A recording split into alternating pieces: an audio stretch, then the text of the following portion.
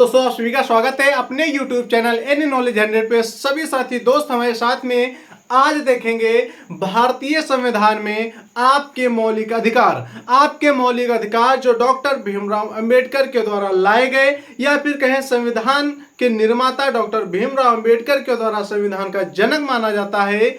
उन्हीं के तौर तरीकों के हिसाब से अगर देखा जाए तो यहाँ पे आपको एक नई चीज पकड़ में मिलेगी। वो क्या बात है, इसमें लिखा होगा नेहरू रिपोर्ट 1928।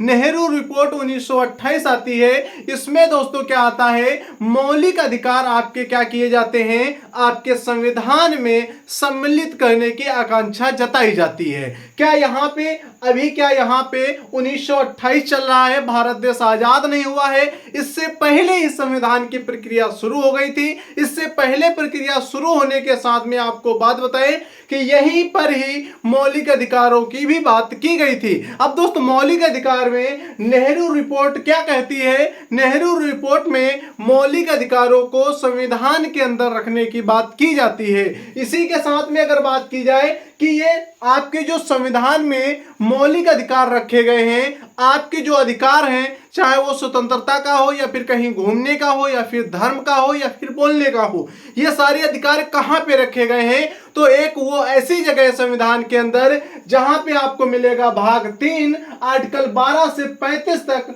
मौलिक अधिकार आपके होते हैं। इसी में कुछ अपवाद हैं। अपवाद कौन सा है तो याद रखेंगे, यहाँ पे अपवाद आता है 19 सब क्लोज 1 का छा, क्या आता है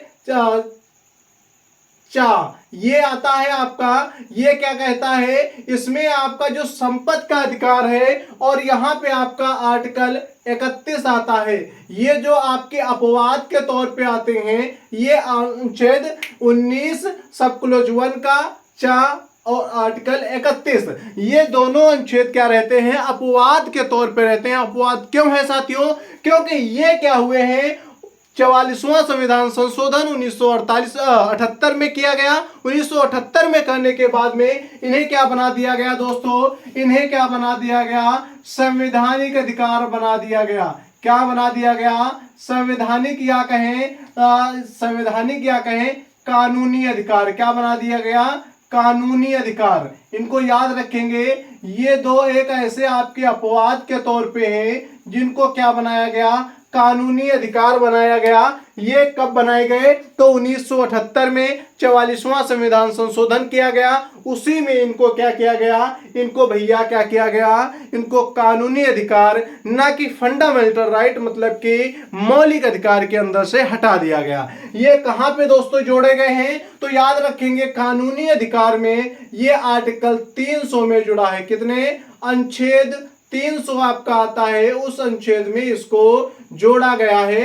ये बात याद रखेंगे। अब दोस्तों बात आती है भाग 3 के अंदर कौन से आर्टिकल हैं, 12 से 35 तक हैं, जिसमें अपवाद हमने आपको पहले बता दिया। अब 12 से 35 में भी क्या है, इन्हें 6 भागों में विभाजित किया गया है। 6 भाग कौन कौन से हैं दोस्तों, भाग 3 संविधान के जो भाग हैं आपके 25 वो अलग हैं। अब दोस्त आता है भाग 3 के अंदर जो आपके 12 से 35 तक आर्टिकल हैं, उनको भी भागों में रखा गया है कि कौन से आर्टिकल से कौन से आर्टिकल तक क्या चीजें रहेंगी। बात की जाए यहाँ पे समानता का अधिकार, समानता का अधिकार कहां तक रखा गया है तो आपको पता होना चाहिए। समानता का अधिकार 14 से 18 तक रखा गया। इसी में बात आएगी आपकी कि 13 कहां गुम हो गया। 13 को मैं डिस्कस करूंगा एक अलग विषय से। पहले यहां पे देखेंगे कि आपका समानता का अधिकार जो आता है, जिसमें आप कहीं किसी भी समय किसी से भी अपनी समानता कर सकते हैं। राज्य के पास में ये अधिकार रहता है। 14 में ही लिखा है कि राज्य के पास ये अधिकार है, किसी को चाहे वो नौकरी हो या फिर किसी अन्य वजह से हो या फिर आरक्षण हो या कोई अन्य वजह हो, या राज्य में कहीं रहने की स्थिति हो या फिर राज्य में मौलिकता की स्थिति हो या फिर राज्य में नागरिकता की स्थिति हो, सभी जगह पे क्या मिलेगी, आपको समानता प्राप्त होगी, राज्य के द्वारा यहाँ पे दी जाएगी। 14 सब क्लोज 1 में ये सारी चीजें लिखी हैं। इसके आगे आता है 15 से 18 तक। ये सारी हम आपको एक अलग से बताएंगे, लेकिन यहाँ पे जो चीजें आपको बतानी है वो पहले समझ लीजिए। यहां भी बात आती है अब स्वतंत्रता का अधिकार। दोस्तों यहां पे याद रखेंगे कि 19 से 22 तक आपको स्वतंत्रता का अधिकार मिलता है। स्वतंत्रता आपको किन चीजों पे होगी, जैसे आपको बोलने का अधिकार, जैसे मुझे पढ़ाने का अधिकार, ये कब से प्राप्त हुआ, जब हमारा भारतीय संविधान बनकर तैयार हुआ, जब ये मौलिक अधिकार संविधान के अंदर बनाए गए, और उसके बाद में जब संविधान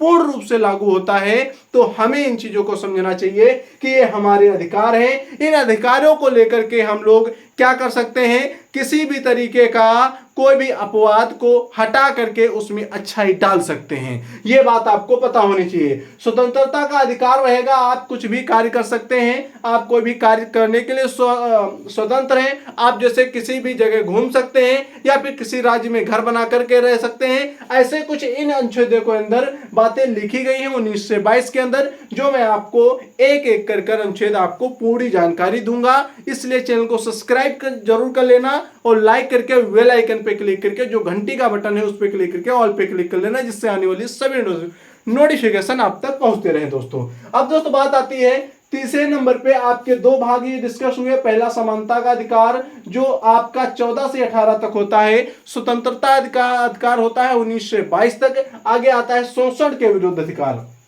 शोषण के विरुद्ध अधिकार क्या होता है, जैसे आपको मान लीजिए कि आप अभी 14 वर्ष से कम के हैं और आपको काम पे लगा दिया तो गया, तो इसमें बालात शोषण हो जाएगा। बालात शोषण मतलब बाल बच्चों का आप शोषण नहीं कर सकते हैं, आप किसी भी वजह से किसी का भी शोषण नहीं कर सकते हैं। ये बात चाहे वो राज्य सरकार हो या फिर केंद्र सरकार हो, ये मौलिक अधिकार प्राप्त होते हैं। क्या दोस्तों ये मौलिक अधिकार कभी कभी क्या ये सारे समाप्त कर दिए जाते हैं, तो याद रखेंगे एक इसके बीच में जो आपके 19 और 21 ये जो आर्टिकल है आपके अनुच्छेद हैं, ये जो आपके अनुच्छेद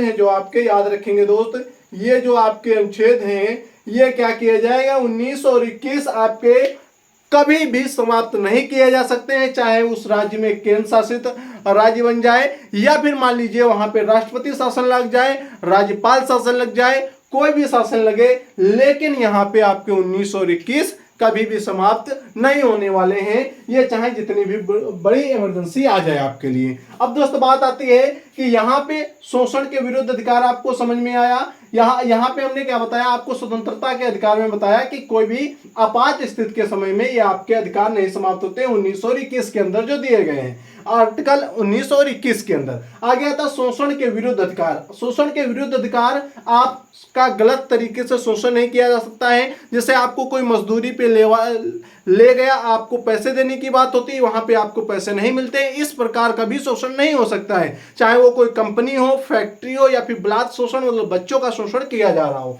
आगे बात आती है धार्मिक स्वतंत्रता का अधिकार 25 से 28। अब दोस्तों बात रखेंगे चौथे नंबर पे, अब चौथे भाग पे आपके आएंगे कि यहाँ पे आता है धार्मिक स्वतंत्रता का अधिकार। आप कोई भी धर्म मान सकते हैं, आप कोई भी धर्म का प्रचार कर सकते हैं, आपका कोई भी धर्म अपना सकते हैं। आप किसी और धर्म में हैं, अपने मर्जी के हिसाब से आप किसी अन्य धर्म में भी जा सकते हैं। ये कहाँ पे लिखा है आपके 25 से 28 तक, ये सारे मैं आर्टिकल आपको एक एक करके बताऊंगा, इसलिए चैनल को सब्सक्राइब जरूर कर लेना दोस्तों। आगे आता है संस्कृति और शिक्षा संबंधी अधिकार। ये दोस्तों 29 से 30 तक आपके आते हैं। ये किससे आते हैं, ये आपके ट्राइबल्स क्षेत्र से आते हैं, अनुसूचित जनजाति से आते हैं, जिनके लिए अलग तरीके का कानून बनाया जाता है, अलग तरीके की विधि बनाई जाती है, उन्हें अलग तरीके से संरक्षण दिया जाता है, शिक्षा भी अलग तरीके से स्कूलों में दी जाती है, क्योंकि उनकी संस्कृति की भी देखरेख करनी रहती है। आगे बात आता है छठे नंबर पे संवैधानिक उपचारों का अधिकार। 32 नंबर पे जो आपका लास्ट है, ये दोस्तों हम आगे डिस्कस करेंगे कल के दिन। तो सभी साथी दोस्त हमारे साथ में आ जाइएगा, चैनल को सब्सक्राइब कर लीजिएगा, बेल आइकन पे क्लिक करके ऑल पे क्लिक कर लीजिएगा, जिससे आने वाली सभी नोटिफिकेशन आप तक पहुंचते रहे। सभी साथी दोस्त, ये आपको एक एक संविधान अगर जानना है, एक एक अधिकार आपको जानना है, तो चैनल को सब्सक्राइब जरूर करके घंटे पे क्लिक कर लेना। चलते हैं दोस्त।